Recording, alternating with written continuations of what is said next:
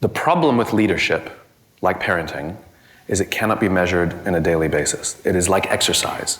I can give you all the science and numbers of people, that prove that exercise is good for your health and helps you live longer, and you might be compelled by my science, and you'll go to the gym and you'll come home from the gym and you'll look in the mirror and you'll see nothing.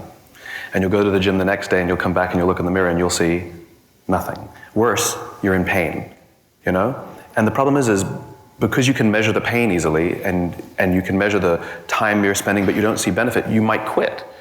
But if you look at a picture of yourself 3 months from before, you're like, I can't believe I ever looked like that. There's not a single person here that knows on a daily basis if you're a good parent. You have no clue. You get glimmers of hope when you see your child accomplish something. You're like, I'm doing something right. You catch your kid reading under their blankets late at night. It makes you feel good, You really will not know if you've actually done a good job for 30 years. Right?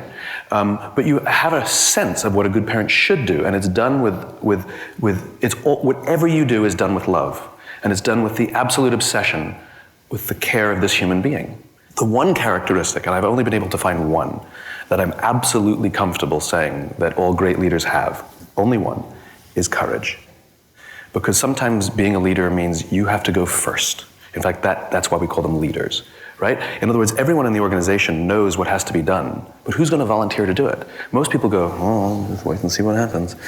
It's management, It's their problem. I don't have control over the CEO. I'm not the CEO. You are not a leader. Leaders are the ones who say, I could get my head cut off here. I'll give it a try. And what ends up happening is others follow. But if you get your head cut off, then you have to go find another job. That's the risk you run. Leadership comes at tremendous risk. It's all about what you see the objective. And a good parent doesn't see the objective as get a bigger house. A good parent sees the objective as look after my children. A good CEO, good leader sees their objective not as accomplish the mission or grow the bottom line. Those are all good things as a result of but a good leader sees themselves as, how do I get the best out of my people?